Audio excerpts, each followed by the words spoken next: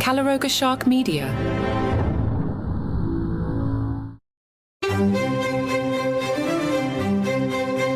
Hello and welcome to Palace Intrigue. I am your host, Mark Francis.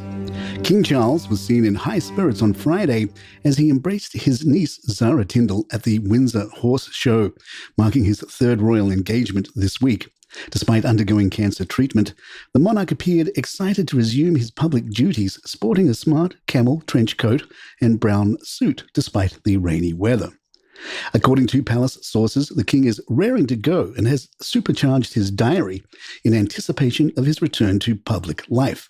His presence at the horse show, a tradition he has taken over from his late mother, Queen Elizabeth, was met with enthusiasm as he engaged in light-hearted conversations and shared laughter with horse riders on the sidelines. This appearance follows his recent visit to a cancer hospital where he spoke to staff and patients alongside Camilla. Piers Morgan writes in The Sun, "It's clear King Charles' cancer has changed him. His emotional meeting with fellow patients reminds me of Diana. I've watched Charles over the years and I've never seen such a huge change. The change I saw in Charles was there for all to see. He almost danced out of his state Bentley, beaming happily and sporting his favorite Tyrannosaurus Rex dinosaur pattern tie. I suspect the tie wasn't an accidental fashion statement. The T-Rex was known as the king of dinosaurs and one of the toughest, most durable creatures in history, only rendered extinct by a massive asteroid hitting planet Earth. And it was perfectly fitting that he chose London's world-famous Macmillan Cancer Centre to reappear on the public stage, given that he himself has spent the past few months being treated for cancer. The first part of the visit was very much royal business as usual. He posed for photographers, waved at waiting crowds, and went inside to greet cheering staff. But it was when he met fellow cancer sufferers upstairs as they sat in armchairs for their chemotherapy treatment that I realized something profound had changed in our new monarch. I've been at numerous events with Charles over the years, and his interactions with the public have always been reasonably perfunctory. He'll exchange a quick word or joke, maybe shake a hand or pose for a photo and then swiftly move on. He rarely stays with one person for more than 30 seconds or so, but this looked and felt very different. Cancer is the greatest of levelers. It doesn't care how rich, famous, old, or privileged you are. It can strike anyone at any time. And given that the king and his people shared a raw and visceral experience that he's never had before now, he sat with 63-year-old Leslie Woodbridge in for her second round of chemo, and they had a lengthy conversation. "How are you?" she asked, after he'd asked about her own condition. "Not too bad," he replied. "It's always a bit of a shock, isn't it, when they tell you?"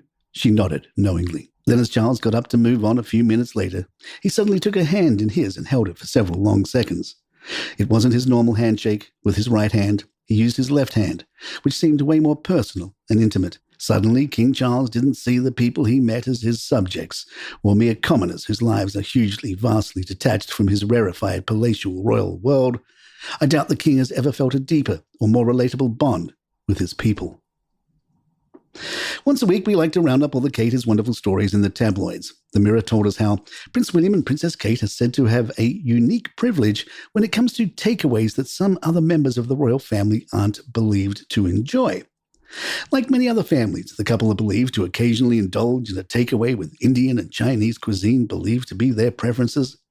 However, unlike some of their relatives who reportedly have to collect their food delivery from the palace gates, Prince William and Princess Kate have the luxury of having it brought directly to their door. The Mirror reminds us that the couple has previously revealed that Kate's favorite dish is a curry, definitely, while Prince William confessed that he's not so good with spice. William says he enjoys a chicken masala occasionally, as he's not a Vindaloo man. Palace Intrigue will be right back. Royal commentator Kinsey Schofield told GB News, "Sophie, the Duchess of Edinburgh, was very loving towards Meghan and attempted to have a relationship with her. The Queen actually suggested that the two get together and that Sophie mentor Meghan, and Meghan said, 'I've got Harry,' and she rejected that offer." Schofield, obviously a fan of Sophie, added, "I would love to be mentored by Sophie if she's watching between meetings with foreign presidents. I'll send you my phone number. I think that's a great opportunity." She added, "I think that she was a great role model, and it was a missed opportunity for Meghan to learn how to navigate a difficult situation." James Matthews, businessman and husband of Pippa Middleton, is set to open a lodge at Buckleberry Farm Park for parties, events, and Pilates. According to sources, Matthew purchased the park in 2022 for £1.5 million, which is located approximately 2 miles from the Middleton family home, Buckleberry Manor. The park's petting zoo was a favourite of Prince George, who would be taken there by his grandmother, Carol, when he was young. In 2022, Pippa and James bought a £15 million Georgian mansion just 20 minutes away from the park, and they are expected to visit with their young family, which includes Arthur, Grace, and a baby girl believed to be named Rose, born in June 2022. Both James and Pippa have experience managing large businesses. James Matthews, a former racing driver, is the CEO of Eden Rock Capital Management, while Pippa has launched several initiatives over the years. The opening of the lodge at Buckleberry Farm Park is expected to offer a variety of events and activities, capitalizing on the couple's business acumen and the park's proximity to the Middleton family home. The venture is likely to attract visitors and provide a new venue for various occasions in the area. As Kate Middleton's brother-in-law and sister, James and Pippa's latest business venture is sure to garner attention from both locals and those interested in the extended royal family's activities. In The Independent, Katie Rosaninski writes, Princess Anne wants to go on Strictly, and it might actually help the royal family's image problem. After years of scandal, from Prince Andrew's Newsnight debacle to the bleak rift between Princes William and Harry to the media circus around the identity of an alleged royal racist, it's now hard to buy into the old thinking that the royals are somehow above certain aspects of celebrity life, like appearing on reality TV. Their standoffish model of dealing with the press and the public no longer seem to work. It just means that they are prone to losing control of the narrative.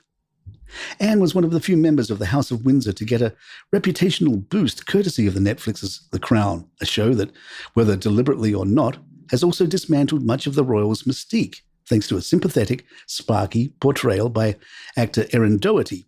In real life, she comes across as hardworking and straightforward, which aren't exactly common descriptors for the rest of her family. Wouldn't a stint on Strictly be a cheery way to show off that to the viewing public? Surely attempting to dance the Charleston in a spangly dress on national television would be far more dignified than that Newsnight car crash. A reminder that you can now get these episodes commercial-free by becoming a paid subscriber on Apple Podcasts.